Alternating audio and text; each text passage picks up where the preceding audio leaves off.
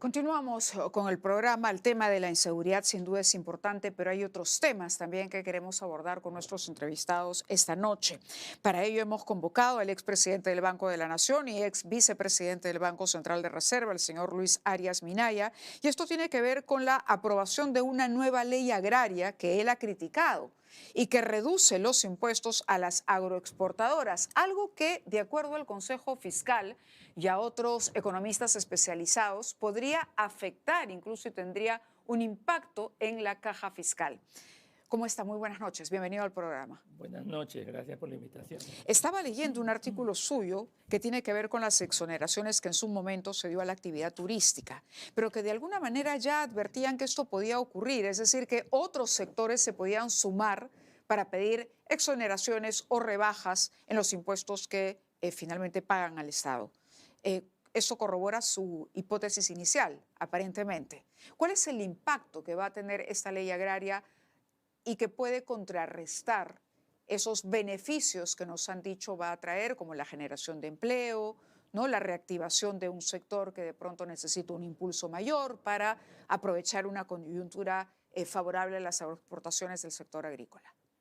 Sí, el Perú vive una fiesta, una farra de exoneraciones en los últimos 5 años que yo no había visto desde los 80s. ¿Tanto así? Sí, ¿Similar a la del gobierno aprista, por ejemplo? similar a la del gobierno aprista en efecto. Los datos oficiales de la SUNAT y del Ministerio de Economía, que se publican anualmente en agosto de cada año, nos dicen que nosotros estamos perdiendo 24.000 millones de soles anuales por todas las exoneraciones existentes, beneficios tributarios que se dan a diferentes sectores, entre ellos al sector agroexportador, que es uno de los sectores que ha sido más largamente beneficiado. Las exoneraciones, las reducciones del impuesto a la renta, específicamente al sector exportador, tienen vigencia desde el año 2000. O sea, tienen 25 años y se están prorrogando por 10 años más. Es lo que Hasta el 36, me hasta el parece. 35, 36. ¿No? Es la decana de las exoneraciones tributarias la que corresponde al sector agroexportador. Ciertamente es un sector que se ha desarrollado de manera importante. El año pasado el Perú exportó 11.000 millones de dólares en agroexportaciones. En los 2 últimos años las agroexportaciones están creciendo a 2 dígitos a tasas superiores al 20%, pero esto no necesariamente se debe a la rebaja del impuesto a la renta. Han habido una serie de reformas.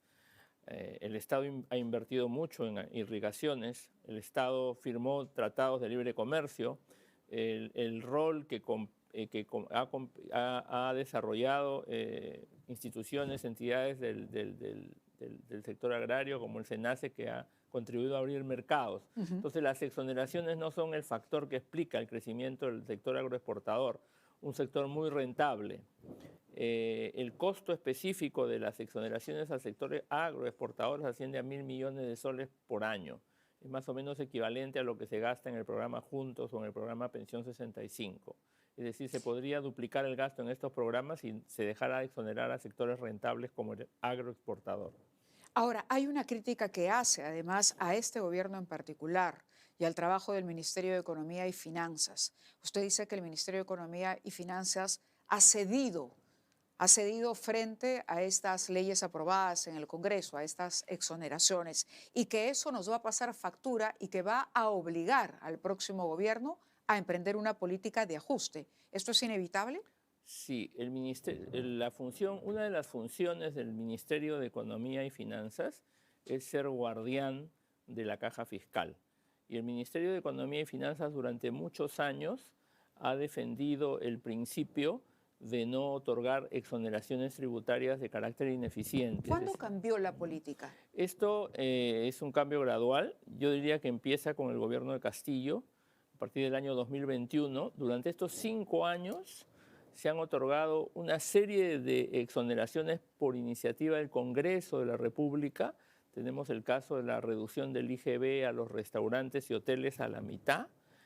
Tenemos el caso del drawback que quería eliminar, un ministro quiso eliminarlo y luego el ministro siguiente dio marcha atrás. Es el caso de las zonas especiales de turismo que han sido creadas hace pocos meses. Es el caso de las zonas especiales económicas, que está por aprobarse una nueva ley, y en todos estos casos el Ministerio de Economía ha renunciado a cumplir con su función. Ha saludado en muchos casos las exoneraciones otorgadas, no ha observado en consecuencia las leyes correspondientes, menos aún ha ido ante el Tribunal Constitucional para que se declare la inconstitucionalidad de las mismas, porque el Congreso de la República, al otorgar exoneraciones, es equivalente a crear gasto público, y el Congreso no puede hacer esto de manera unilateral. El MEF ha sido obsecuente. El MEF, diría yo, he usado una palabra muy dura, ha sido casi servil a las exoneraciones que se han ido otorgando. Encontré ese artículo, una entrevista que le hacen en el portal El Ojo Público, si no me equivoco, donde usted habla y utiliza el término de servil. Ahora, lo que me preocupó de ese mismo artículo es que usted habla de una caja de Pandora y dice, caramba, no se necesitaba de esos privilegios tributarios necesariamente para que estos sectores que han sido beneficiados crezcan. Pero el argumento fue, en muchos casos, la afectación luego de la pandemia. Sí, es verdad. Hay diversos estudios en la literatura, muchísimos, que han demostrado que el factor para incrementar la inversión, para incrementar el empleo, no es el tratamiento tributario preferencial. El BBV Research acaba de publicar un estudio el día de hoy o el día de ayer, me parece, en donde cuestiona severamente la creación de zonas económicas especiales. Dice que esa ley, que no está acompañada de un conjunto de reformas que se requerirían para atraer inversión, es una ley que no va a tener el éxito deseado. Tendríamos que cuestionar ciertamente cuáles son los factores que hoy día están impidiendo que nuestro país, que crece alrededor de 3% y debería estar creciendo el doble por el boom de minerales que tenemos, cuáles son los factores que están ahuyentando la inversión. Y dos de esos factores muy importantes, es un tema que tú acabas de tratar con tu invitado anterior, es la falta de seguridad.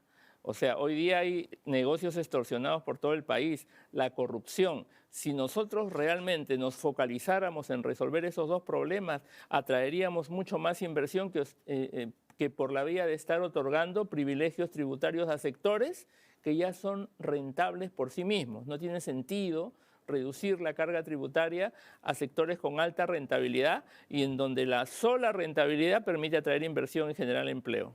Si uno suma todas las exoneraciones y lo que le va a restar esto en la recaudación al Estado peruano, ¿de cuánto estamos hablando? Estamos hablando de 24.000 millones de soles anuales, más de 2 puntos del PBI. Es lo que se más de 2 puntos del PBI. Es lo que se necesitaría para implementar un programa de infraestructura que nos lleve a tener una infraestructura similar a nuestros socios de la Alianza del Pacífico, Chile, Colombia, México. Es un montón de dinero.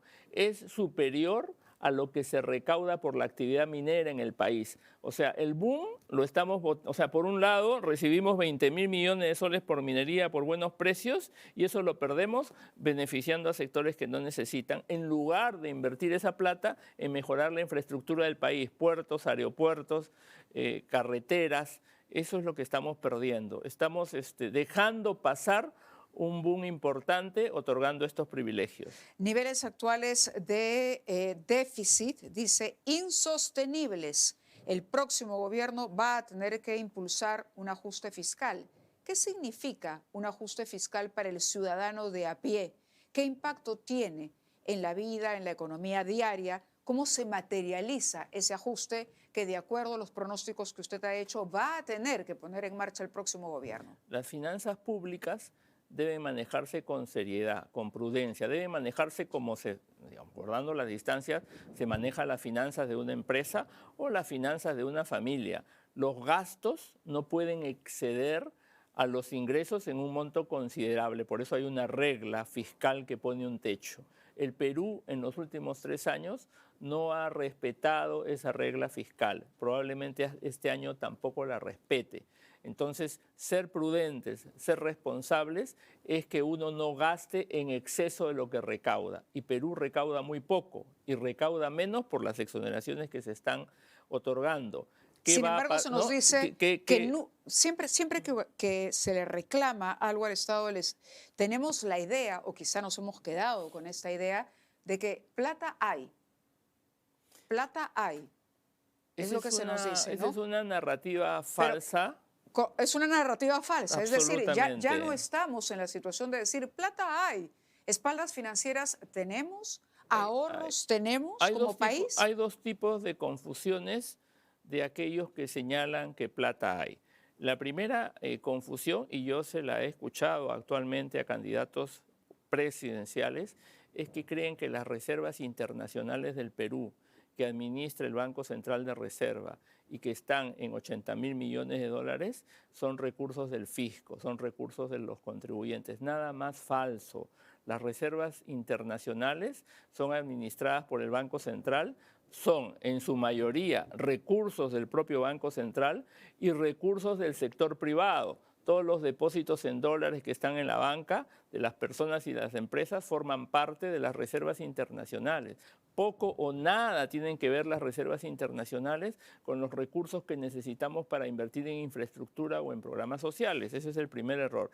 Y el segundo error es que cuando uno aprueba un presupuesto, digamos, de 100 y se gasta 80, se cree que sobra 20. No sobra 20, se gasta 80, pero gastando 80 hay un déficit fiscal. O sea, los 80 que se gastan no son cubiertos por los 60 que se recaudan. Entonces, si gastáramos todo el presupuesto, el déficit sería aún mayor. Plata no sobra. Ahora, otra cosa es que se puedan lograr ahorros en el gasto público reduciendo la corrupción. Por supuesto que eso también se puede hacer, pero nadie está trabajando ese grave problema del país. De todos estamos de acuerdo que hay que reducir la corrupción, pero nadie nos dice cómo. Podemos decir que ha llegado al final o que ya acabó eso que denominamos en algún momento el milagro peruano. Yo pienso que sí. Yo soy profesor de finanzas públicas en la Universidad Católica y a mis alumnos yo ya les hablo a partir de este año de 3 periodos. La etapa del fracaso, la de la hiperinflación, la de los 80s y los inicios de los 90s, el boom económico, el milagro peruano que se inicia en 1991, 1992, Con las privatizaciones y las las reformas. concesiones, las reformas, la reforma tributaria y todas las reformas para atraer inversión, y que desde mi punto de vista y de otros economistas termina el año 2014. A partir del 2015 ya es otra la historia. Se reduce la tasa de crecimiento del PBI alrededor de 3%, los ingresos fiscales ya no alcanzan para cubrir los gastos, el déficit fiscal está en promedio en los últimos 10 años en alrededor de 3% del PBI, incluso excluyendo la pandemia. Este año vamos a tener un déficit, hoy es de 2.6%, ya no podemos hoy en día hablar de un milagro peruano. Estamos en una etapa de transición que probablemente nos lleve a un nuevo fracaso fiscal si es que el nuevo gobierno... ¿En cuánto tiempo podría llegar ese nuevo fracaso? Si seguimos así. Estamos entrando a un punto de quiebre, que son las nuevas elecciones. Porque si no, los peruanos volvemos a repetir la historia de elegir un Congreso como el actual, o sea, un Congreso que responde fundamentalmente no a buscar el bienestar del país. Sus congresistas no buscan eso. Sus congresistas están buscando la reelección. Sus congresistas están buscando otorgar privilegios para financiamiento de campañas. O sea, si esa historia que hemos vivido en estos 5 años se repite en los próximos 5 años, habremos fracasado rotundamente, habremos perdido el grado de inversión y eso va a afectar seriamente a todos los peruanos. Lo que nos dice es bastante serio. Yo diría, ¿qué está pasando en el Congreso? ¿Es únicamente populismo o también podríamos hablar de lobby? Sin duda alguna, las exoneraciones responden a la influencia de grupos de poder.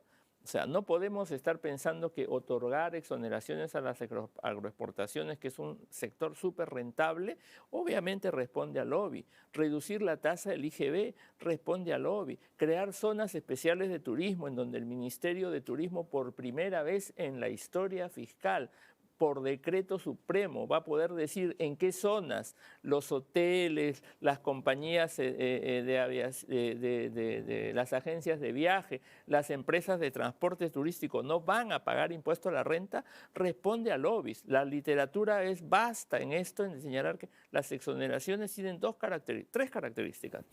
La primera, nos hacen perder recursos. La segunda responde a grupos de interés. Y la tercera, benefician fundamentalmente a los que más ganan, no benefician a los más pobres. Son regresivas. Entonces, son tres características dañinas de las exoneraciones. Otro dato interesante que leía, que usted menciona y que me parece importante destacar, es una información que dice que ha pasado casi desapercibida y que tiene que ver con la Municipalidad de Lima. Sí. ¿Qué hay con la Municipalidad de Lima? Algo poco conocido, leía en esta entrevista que le hacen, es que a fines del año 2023 el Congreso aprueba que el IGB que se paga en el Cercado de Lima pase a ser renta de la municipalidad, pero no es un monto significativo que pueda golpear, digamos, a la caja fiscal. Correcto. Es correcto lo que... Pero ¿qué impacto puede tener? Ese es un precedente sí. Con un alto riesgo. Porque a raíz de que el actual alcalde sobreendeuda a la municipalidad, y esto ya es un hecho porque la calificadora de riesgo le ha bajado el grado de inversión a la municipalidad, o sea, a raíz de que el alcalde sobreendeuda a la municipalidad, en paralelo su grupo político va al Congreso y obtiene un beneficio específico para el municipio de Lima y solo para el beneficio de Lima y un beneficio general para todos los municipios del país. El beneficio específico que se obtiene para la Municipalidad de Lima es que el IGB que se recauda en el Cercado de Lima pasa a ser renta de la Municipalidad de Lima. Es decir, toda la actividad económica que se dé en el Cercado termina siendo ingreso del municipio limeño. El monto es pequeño, son 130, 140 millones de soles al año. ¿Es la única municipalidad? Es la única municipalidad de las 150 provincias que existen en el país que tiene esta ley con nombre propio para una institución como el municipio limeño. Probablemente en este congreso o en el siguiente, el municipio de Arequipa viene por lo mismo, el de Cusco viene por lo mismo, el de Trujillo viene por lo mismo.